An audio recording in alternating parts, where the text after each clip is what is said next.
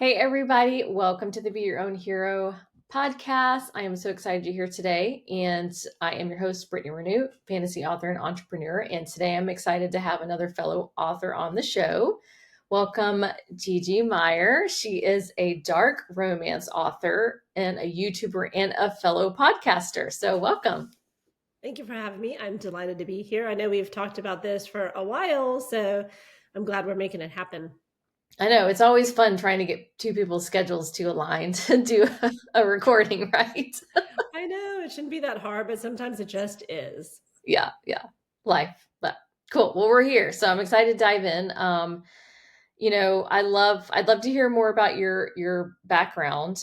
But when I was kind of, looking at your bio and everything, what stuck out to me was the fact that you said that you had been in corporate America for like 30 years or a long time. So I would love for you to talk about that transition because I feel like I hear that a lot with people. It's like they were doing the corporate grind, they had this passion, whether that's front with writing, whether that's something else, and then they take that risk and start pursuing it, and it's just like I love that so much. So I'd love to hear kind of your background and like how you went from corporate to being an author. Great question. And it's kind of a generational thing. So I was born to boomers. At the time, women, my mom specifically, she can only be a nurse, a school teacher, or a secretary, right? So we kind Mhm. of built our careers on their backs. And so when I started, it was not quite as limited, but definitely not what it is today. And so you were under the blueprint that you go to college, you get your degree, you go into corporate America, you'll have stability. Eventually you'll climb the ladder, you'll get promoted. It was like the euphoria of corporate Yeah. America. And so it worked for a long time. I mean, I was a CAO of a $4 billion publicly traded company. It was the pinnacle of the success and everything I had worked towards. And I loved it for a long, long time. I had 19 managers, 2/3 of the financial institution reported to me. So I developed people, regulatory restraints, all sorts of things.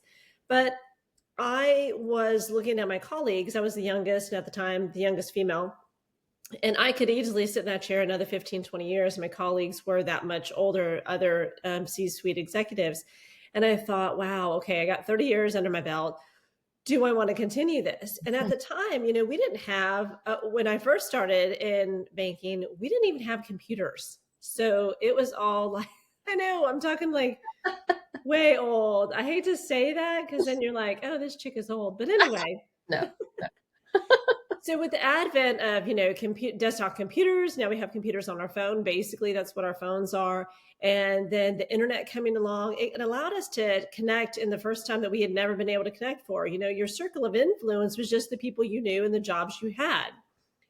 But now that you have worldwide and people are making their careers out of being like influencers, or you have book reviewers or authors, I thought, oh my gosh, it just opened up a whole new world that wasn't included in the original blueprint Yeah. of go to college, go into corporate America, get a good job, work there until you retire. So I had seen through sitting at home with COVID, I was working 80 hours a week because the government was having a ton of new legislation that was coming through, Mhm. like PPP.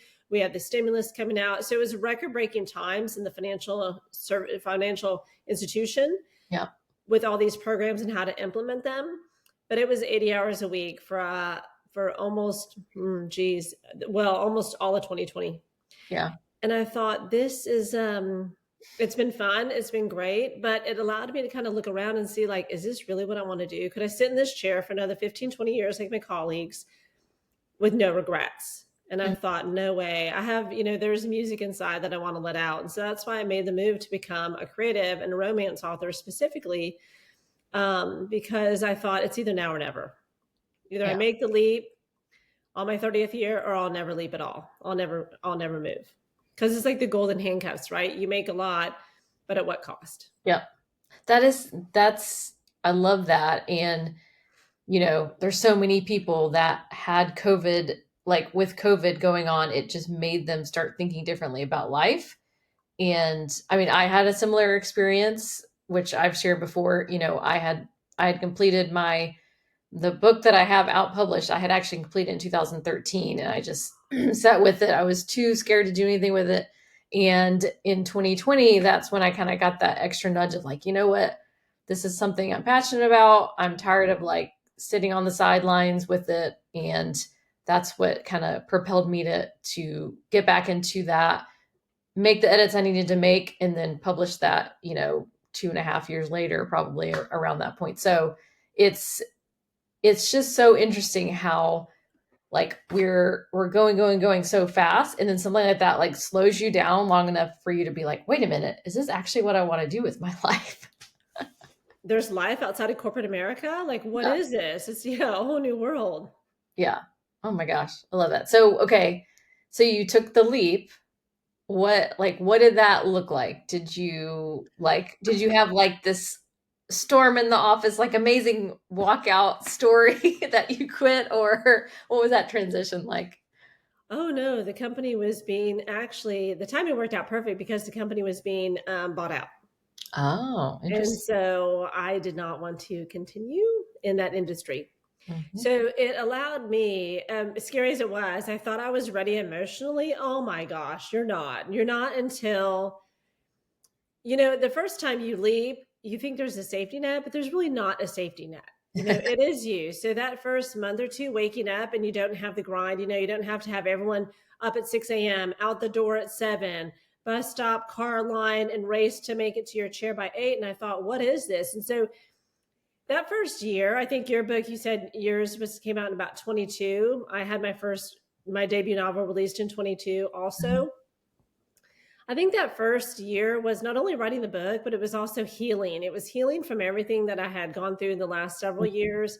It was trying to figure out what my new structure would be. Because if you think about it, when you work for an employer, I say specifically corporate America, but that's anyone that works, there's a structure that's overlaid onto you, right? And so you have to be to work at a certain time, and you back that up. You got to have the kids out the door, you out the door, etc. Or school sometimes is a structure, right, where their demands dictate what time the whole household operates. Well, with that gone, you have to figure out, okay, what kind of worker am I? What do I wake up early? Do my best work at night? And Yeah. as an author, you're not only having to figure out what your new schedule is because you don't necessarily have this structure overlay, but also you're having to figure out what type of writer you are. Yeah. Do I write in the morning? Do I write at night? Do I write in bursts? Do I write every single day? Do I write with people? Do I write alone, with music, without? So that first year was a lot of learning. I was lucky enough to have a developmental editor to help me with my first book. Oh, that's awesome. But if I That's didn't have her, oh my gosh, it's overwhelming. It's overwhelming becoming an author, that's for sure. Yeah, definitely. It's true. I mean, every with writing specifically, since we're talking about it, it's like there's no wrong way to do it. And so, yes, everyone does have their own like, little nuances and things and schedules. But ultimately, what you're saying, like that foundation of having like some structure, something like that, some kind of rhythm, some kind of schedule, because it's too easy to just sit around and twiddle your thumbs and get distracted by, oh, let me scroll social media or whatever. So what are some ways that you feel like you help, stay consistent and not like chase the shiny object and stay on a schedule? So it took me a long time to figure that out. And this is such a great question because I struggled. When you don't have that structure, you don't have a boss, when you don't have deadlines, Mhm. you tend to put off the things that we don't want to do, right? And so a lot of writers like, oh my God, I want to write all day. You can't think of it as a hobby. It literally is a business. And it took me quite a long time to get into that business mindset. And people are like, oh, this is my book, baby. And we want to think of them as that, but really they are your inventory. And so you have to figure out, like, how do I expand my reach? How do I get in front of my readers who are my target audience? I did take a marketing class. I'm still trying to figure out, you test, it doesn't work. What's the ROI? Pivot to the new thing. Yeah. So a couple things that I had to do for structure. I was lucky enough that my children were in school. So I knew, again, I did have that school structure overlaid onto my time, which was helpful. However, when you go to Carline or when you drop them off at school or drop them off at the bus stop, Then you come home, then you have all that time. So you have like the next 7 hours to figure out, okay, what do I do? And you're right. It's easy to scroll. It's easy to Netflix. It's easy to lay in bed and say, oh, I'm doing research with other authors and I'm reading their books to understand that. Yeah. But I implemented like a timekeeping system, like an old fashioned time clock, like, okay, we're going to measure how much you think you work versus how much you actually work. And I had different categories for my work quality. So, formatting, writing, editing, marketing, social media. So and I still use this app today. And so I was like, you are going to have at least 40 hours of concentrated work. And it's interesting when I talk to my friends that are still in corporate America, attorneys, many of them are still there. I have asked them, I said, how much concentrated, focused, deep work do you actually do in a 40-hour week? Is all 40 hours that? And they're like, heck no. Yeah. Water cooler talk, extended lunches, chatting with my colleague, in the doorway, scrolling, checking the news, that kind of stuff. And so I thought, okay, if I can have the same 40 hours, but it's all concentrated, deep, focused work, that's my target. Yeah. So that's what I did. And oh my gosh, that first several months, I was like, girl, you're working part-time. That's not going to cut it. When you start to actually measure your time and what those activities are. Yeah. And reading other people's books, although it's lovely, you can't count that. I was counting that as like part of my work, girl. No, that's entertainment. That is educating yourself and continuing your craft, but that's not real work. Within reason. It's like you got to balance that out. Yes. Yeah. That's not moving the needle forward. That's not your own words on paper that you need to edit. Yeah. So, Gosh. Yeah, that's definitely that would be a scary thing to do, a time audit. And I mean, I've dabbled with that. I don't think I've gone like super hardcore with what you're talking about. But my yeah, to really goodness, it's see the eye-opening. breakdown. Oh gosh. So you said you used an app to do this? I do. It's called, not sponsored, but it's called Timular. Timular. Okay. And they recently went through like an upgrade, but I kind of like the version they had before, but apparently they're going through another release coming out in April. Okay. But it's a little bit more aesthetically pretty Mm-hmm. because if I had to use something every day, all day long, I was like, I'm a girl. I wanted to, have like pretty Oh, colors that I get to pick or color sure. coded. Yeah. But I like it because it has the categories, you can make notes. And so then at the end of the week, so when I do my Sunday reset, and my strategic planning for the week, I have weekly goals, I have daily goals. I use my full focus planner because I'm like, we all have a million things to do. And if you're a mom or if you have a family, if you have any kind of goals, if you want to, be healthy, and there's a zillion things that steal your time in a 24-hour period. What are the top 3 that you need to get done? And so that's what I've implemented also is, I know I've tried Asana, I've tried Evernote and Notion, but I'm just a paper planner girl. I want to be able to like scratch it off, make notes, that kind of thing. And so I use that too, but Timular is the app. That's a timekeeping system for that time audit. Yeah. And then my planner is what I use to hold myself accountable. Word Okay. count, everything. I love that.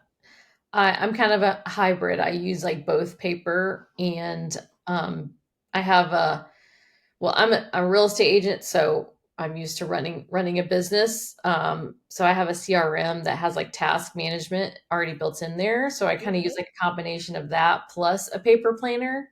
So I'm like making sure for one way or another, I'm doing the things that I need to do. But you're speaking my language and you're talking about like setting goals and finding those priorities and doing strategic planning like on a weekly basis. Cause I think a lot of people Mhm.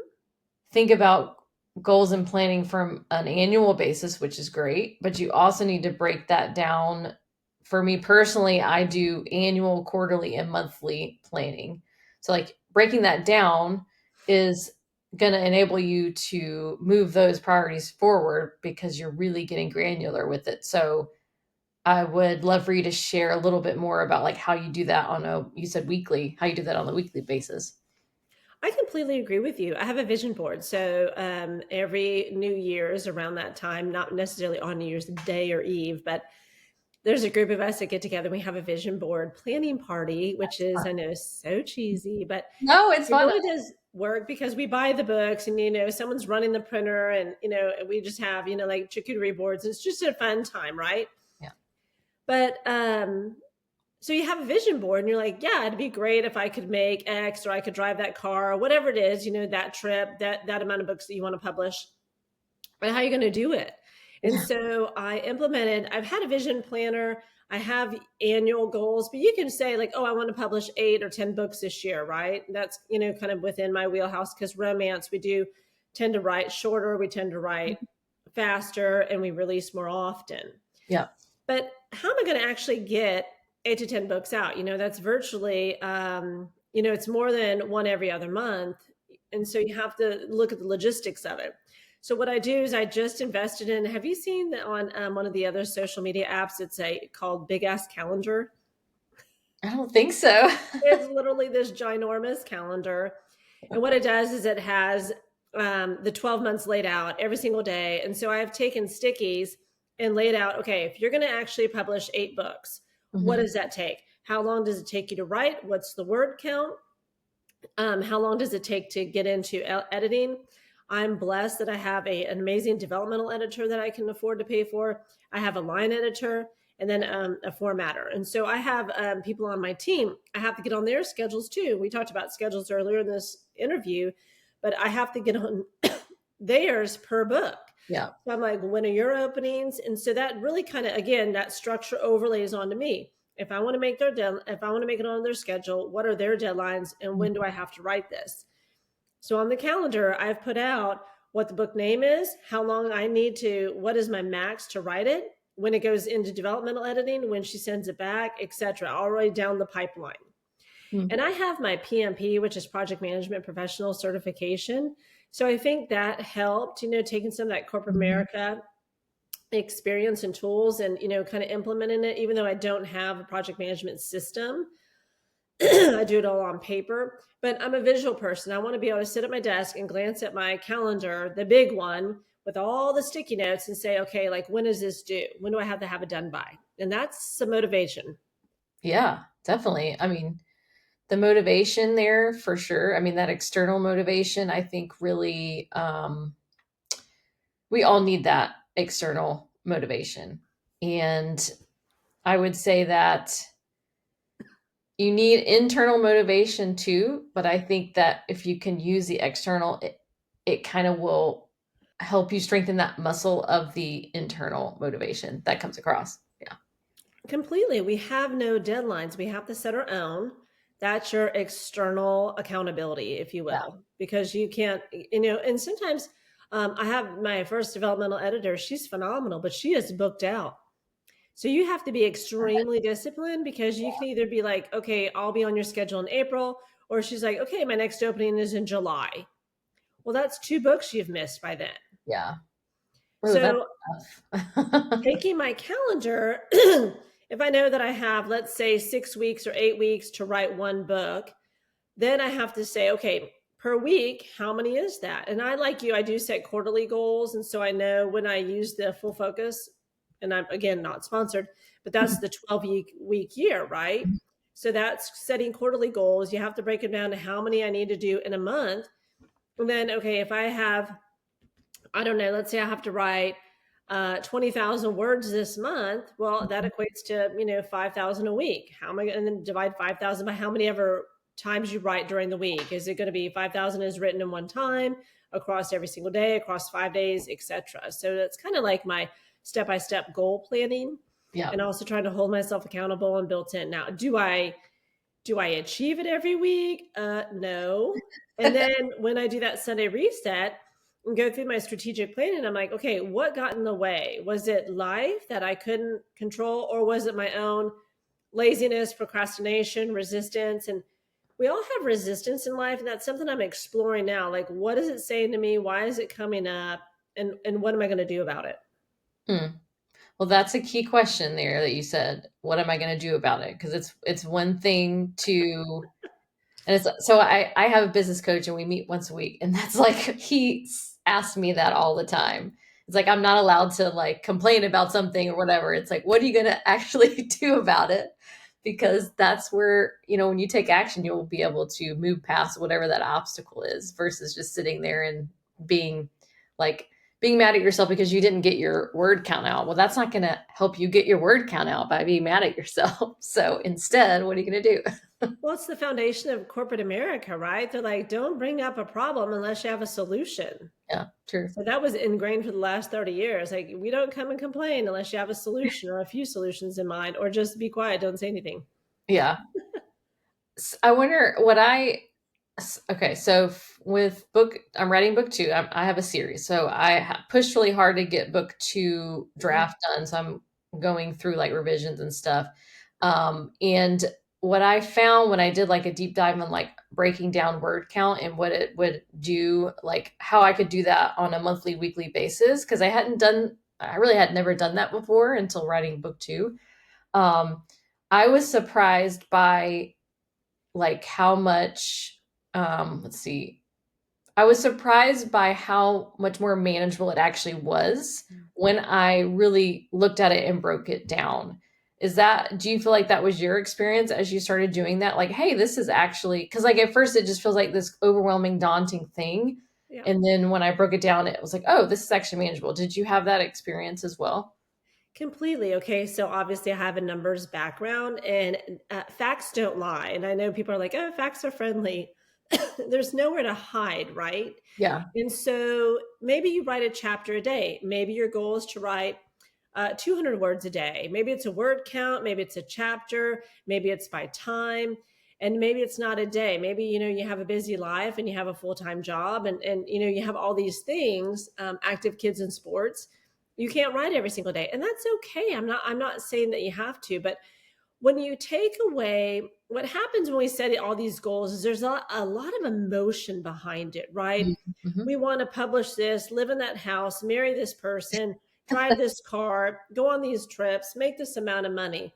So there's all this emotional. What does all that do? It's supposed to bring us safety, happy. When you examine the emotions behind why we do goal setting, that's where it gets all the resistance to procrastination. It's daunting, it's overwhelming because we've tied all these desires and emotions to it. But when you actually strip away the emotion side and look at the logistical side, you're like, okay, if I want to try and make $10,000 in book sales, what are all the activities I need to do? What's my marketing plan? What's my strategic plan? Is it only going to be social media? Well, you may not make 10,000 in a month. Or if you're writing a book, what is the sweet spot? Are you a novella writer? Are you a short story writer? Are you a novel writer? Are you an epic novel? And so you have to figure out what is your word count. And a lot of that when you're a new author is figuring out what kind of writer you are. Yeah. Do I write short, snappy little sentences? Do I have are they longer sentences? Am I heavy on dialogue? Am I heavy on narrative? Am I heavy on world building? Yeah. We all have our strengths and weaknesses, and it's trying to figure out. And so by the time you get more books, not only are you developing your craft, but you're also trying to figure out what, you're getting to learn what kind of writer you are. Yeah. Some people love rewrites. Some people love editing. Some people love that first draft, and so it's figuring out that I am a very fast first draft writer. What takes me the longest? Rewrites. And, and that's when I get it back from my my developmental editor, and there's plot holes, inconsistencies. This is redundant. You already said it. You're too long. It's too verbose. And so I, unfortunately, waste a lot. Not so waste time, but I take way too much time on my rewrites. Yeah. That's where the resistance comes from me, because in my mind, the story is done. And then I have to go back and familiarize myself like, okay, well, how else would I see my story? And that's why I need a developmentalist. Some people don't. They have a free critique partner. They have writing groups. They have a best friend. They have, other things. But I need someone that's a professional for me to go in and be like, cut this, not working. Or she'll even be like, this character is icky. Are you intending for them to come off as like repulsive? And I'm like, oh my gosh, no. Yeah. So I think you have to, a lot of it, and I hate to say that because there's already a lot of steps to being an author, but a lot of it is trying to figure out who you are as an author and a writer and what your habits and practices are going to be. Yeah. And I think that takes time. Yeah, it does. Being patient with ourselves, because it is a process and a journey. And that's so hard because we just always want to go to the result but Yes. that's not how life works. And if anyone knew me in real life, I am the most impatient person. Even after like how old I am, they're like, girl, you should be mellow. I'm like, this is the mellow me. And people are like, this is insane. Yeah, I think that's just part of the culture and world that we live into. It's instant gratification with social media and all that stuff. That all plays a role.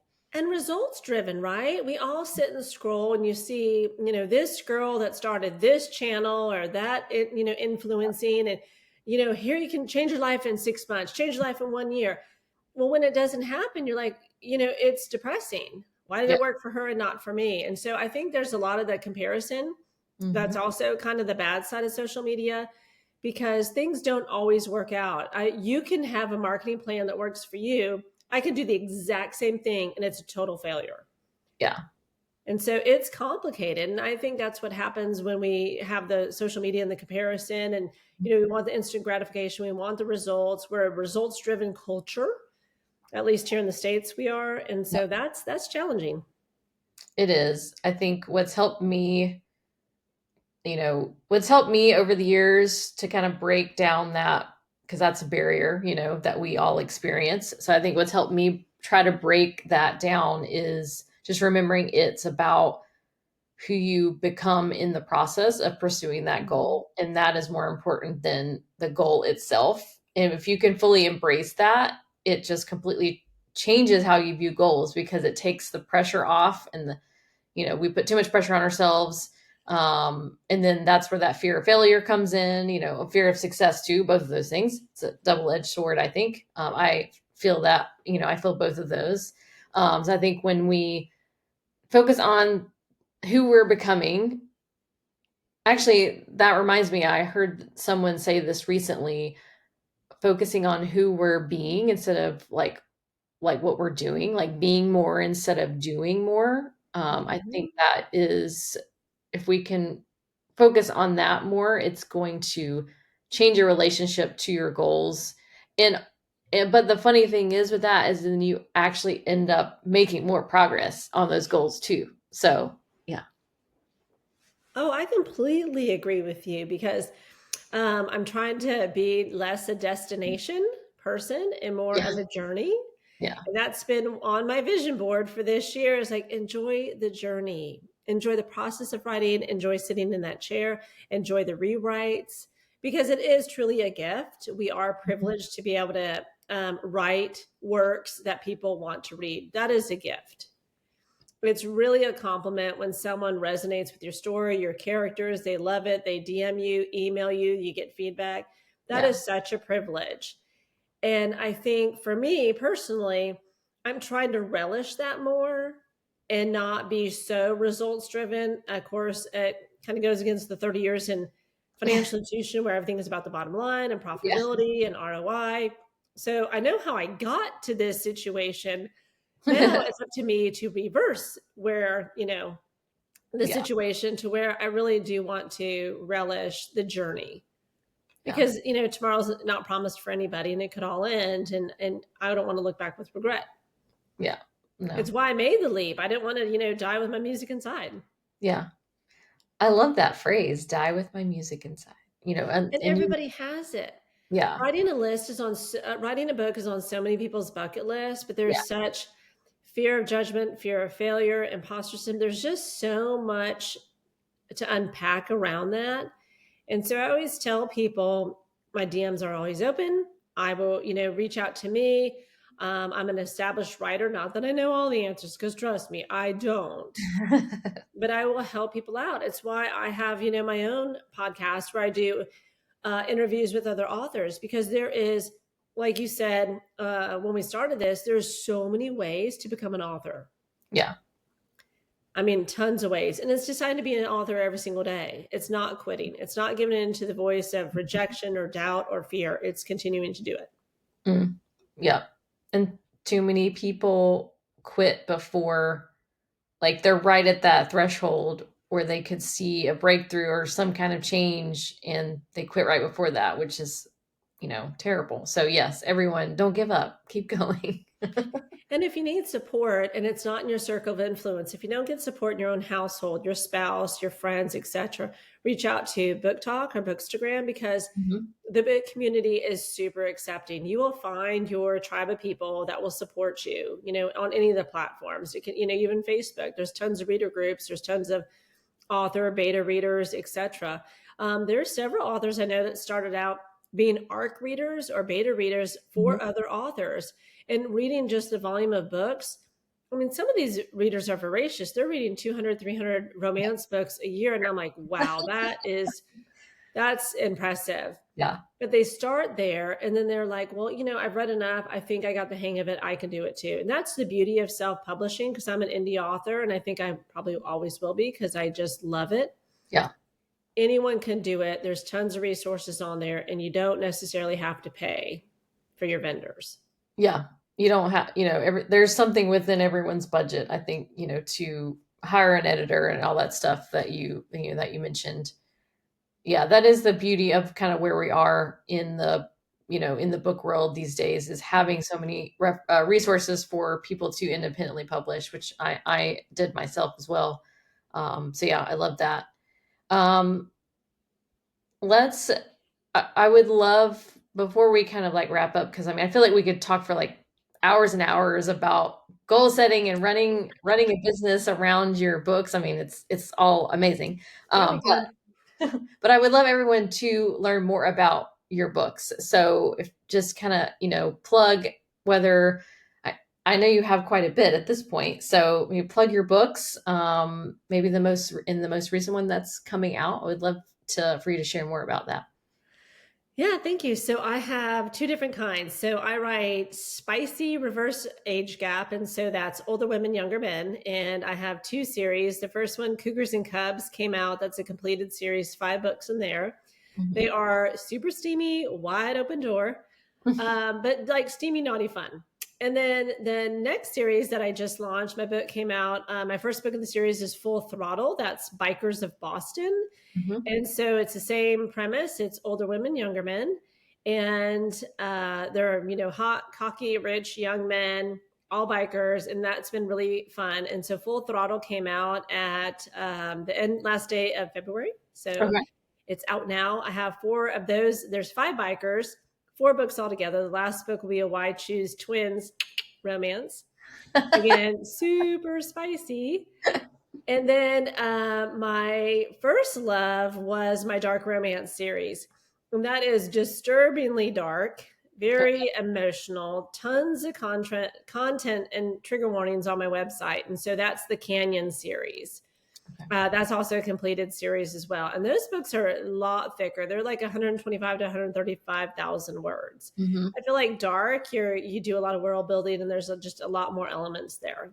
Yeah. But my reverse age gap, Cougars and Cubs and Bikers of Boston, those are shorter, like, 60 to 70,000 Okay. words. Okay. Awesome. But So everything can be found on my website. That's kind of like my hub or portal, and it's just gigimeier.com. So you can go there. It has like my latest releases, interviews. It shows my other author interviews, anything you want to know, bonus content. Because what I like to do is I write the books. There's always a bonus, like an epilogue, and each of them are a bonus chapter. And then I write another bonus chapter for my website, because some of my readers are really fantastic and they want more of the story. And I'm like, of okay, course. Yeah. Like give me more. Yeah. Well, I will which is a huge definitely. compliment. Yeah, absolutely. I'll definitely link your website and on all that stuff in the show notes so everyone can find you. Thank you. So what books do you have kind of like in the works, in the pipeline for the rest of the year Good that you question. can Okay, share? so Bikers of Boston is going to finish releasing. So I have 3 more books. I'm already written into the second book. That'll go to my dev editor this week. And then I want to do another, like I really want to call it like the Candy series or something like a rate. I want it to be about reverse age gap, Mhm. hot young guys, older women, and then candy themed somehow. And so I'm trying to work that out. Interesting. But after that, I'm going to go back to my dark romance roots, because for an anthology I did last year, I wrote a Bratva, which is a Russian mafia retelling. Okay. based upon Greek gods. And so I wrote Hades and Persephone. Oh, I know, as that's a Russian mafia romance. okay. That I sounds awesome. know. Because what I'm finding, okay, girl, Brittany, what I'm finding is I wrote Cougars and Cubs. It's all steamy, naughty fun, right? Yeah. I'm writing Bikers of Boston, and it's starting to get slowly darker and darker and darker. I'm like, okay, no, this is not this series. So I think the darkness is calling me back to the dark side, like, come back over here. The But dark side is basically, seductive my that way. dark romance is always age gap, so older men, younger women. And Okay. then my spicy is reverse age gap. I just love those two tropes, the age difference. I think it's so common nowadays. And I just love how women are becoming more equal. Yeah. Where we have like, Cher, Madonna, that kind Yeah. of stuff. Yeah. Absolutely. Love that. Something like So, that. yeah. Okay, cool. So I would think to wrap up, what I would love to ask is just kind of any final advice that you would give to, I would say specifically, someone who is a writer who's getting started and a writer who is new, who just is like struggling to kind of find that like rhythm and structure and stuff that we talked about. Like, what would be kind of your advice for someone like that? I think one, you have to figure out what you like to write, because I have found the two tropes that I like, and their age gap and reverse age gap. There is tons and tons. When you talk about romance, if you're talking about that, there's so many subgenres under romance. Then you get into the tropes, right? Yeah. But you have to figure out what you like to write, because you're going to read your story about 500 times, grow sick of it before you finally publish it. Yes. So write what you like. Start finding your audience. And I know everybody says that, and you're like, what does that mean? Start on your favorite platform, if it's Facebook, Instagram, TikTok, etc. Start connecting with people. They can be authors, they can be other readers. Who do you like to read? Why do you like to read them? If you're talking to readers, if they're authors, you can reach out and say, hey, were there any courses or things that you do that I should learn from? Mhm. Because I hate to say this, sometimes these vendor services can be very predatory towards newer aspiring authors, and you Yeah. can waste a lot of money on programs that really they are proud of, and they are not worth it. Yeah. And so I fell into that trap. You can learn a lot through YouTube. There's a lot of free resources that you can learn through, but you have to go find them. You have to dig through the internet to see where they're at. And then you have to just sit through the videos or the knowledge or reading and find those. And that can be a little bit daunting. I was looking for like a soup to nuts, A to Z program, and they're expensive. And a lot of them that I've been through are not really worth it. Yeah. So if you are on a shoestring budget, try and find those free resources Yeah. and reach out, and then keep going. If you have to find the people that'll cheerlead you. They can be your friends, they can be your coworkers, they can be your spouse, but find those, because you're going to need the support. You're going to want to quit. You're going to have imposter syndrome. You're like, this is no good. I can't get through it. It's taking too much of my time. All that fear, doubt, and resistance will come up, and you need someone to say, no, you're worthy. Your work is worthy of being seen. Keep going.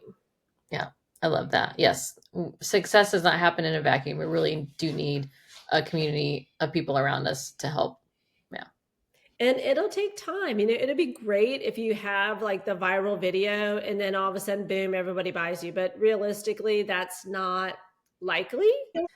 But again, like we talked about earlier, the logistical side is keep going. You still need to get words on paper. Words on paper can be edited. When you Yeah. have no words, you can't do anything with that. And then find free resources. There are a few things you really have to pay for. In my opinion, you have to, if you are a graphics designer, great. You save yourself some money there. If you have a friend who's good at it, great. But you need to walk into that bookstore and you need to see like, okay, if my book was on this shelf, what do all the other covers look like? Yeah. And, so you may like something. And I had to do a couple recovers on myself also, because what I liked is not what is standard for that particular subgenre or trope. Yeah. And I feel like my covers have gotten better as I've published, right? And I think that's, we learn as we go. Yeah. You do have to pay for editing. And so that's where you have to have the expense. Now, for a critique writer, you can do them in trade. You can have beta and ARC readers that do it for free. That'll give you feedback on your manuscripts. But there are some things you have to pay for. And so if you're trying to do it on a shoestring budget, save your money for those things. Yeah, totally agree. Absolutely. Yeah. The rest of it is investing in time, which I know a lot of us don't have. But if you can dedicate, 30 minutes of learning a day, you'll eventually get there. Yeah. Yeah. I mean, just gotta chip away at it one step at a time. Exactly. Love it. Well, this has been like amazing advice. And I feel like we're kindred spirits with the goal setting and just like being structured. Yeah, let's nerd out. Yeah, we can definitely nerd out. We'll spare everyone our nerding out. I know, right? They're like, ugh. Yeah. But I just think it's important to like for everyone to take the time to try to create some structure, set some goals and stuff. And it feels daunting at first, but it does get easier as you continue to do it. So, and it will make a big impact on your writing, on your journey as a, publishing. Because I feel like a lot of people do have dreams of publishing multiple books, not just one. So like it will really help you in the long run as you continue to grow as an author and publish more books down the road. Well, Brittany, I came to the realization, and this is a little bit overgeneralized, so I'll have my disclaimer there. We go to work and we sit in a box. We drive through a drive-through after work and eat from a bag, and then we sit in front of the TV and watch a box. Or our screen is a rectangle. Yeah. So when you basically take our life and distill it down to that, is that what you want? Yeah. And most people are like, no, I don't want to doom scroll when I lay in bed at night. Mm-hmm. But I also have the avoidance of what I have to wake up to in the morning. And that's, a life or a job they don't like. Yeah. And so that's how you make the small steps is you're like, okay, do I want to doom scroll because emotionally I need to feel better? Or is there something, can I go ahead and get my skincare done? Can I get in bed? And can I listen to, I don't know, like a sleep meditation instead? It's all these tiny little tweaks to our day because a lot of times you do have the time. I have literally written on my iPhone notes in the grocery store waiting in line. Yeah. Just an idea. So we have the time. It's just we don't necessarily have the awareness that we have the time. Yeah, absolutely. Awareness is key. For sure. Yep. So, well, thank you, Gigi. This has been amazing. I know everyone's getting a lot out of this for sure. And I would just ask everyone, like, if you did get something out of this, like, please, share it online, send both of us a DM, like, tell us what you loved, go on, review the podcast. I mean, that would be awesome too. So I just would love to hear like how this has impacted you because it's impacted me even from just having this conversation. So thank you so much. Thank you. And before we go, remind everyone like where they can connect with you, like your social handles and your website again, all that good stuff. Yep. So I'm on Instagram and TikTok, author GiGi Meier, my website, gigimeier.com. And of course I'm on BookBub, Goodreads, Amazon, etc. Awesome. Yep. I'll link all that in the show notes for sure. Yeah, my books are sold wide, so I'm on most major retailers. Okay. Perfect. Well, thank you again. This was amazing. I really appreciate your time and all your expertise that you've shared with everyone. And yeah, I hope everyone takes some of your advice and implements it because it was awesome. Thanks so much. All right. Thanks everybody for watching and listening. We'll catch you next time. Bye.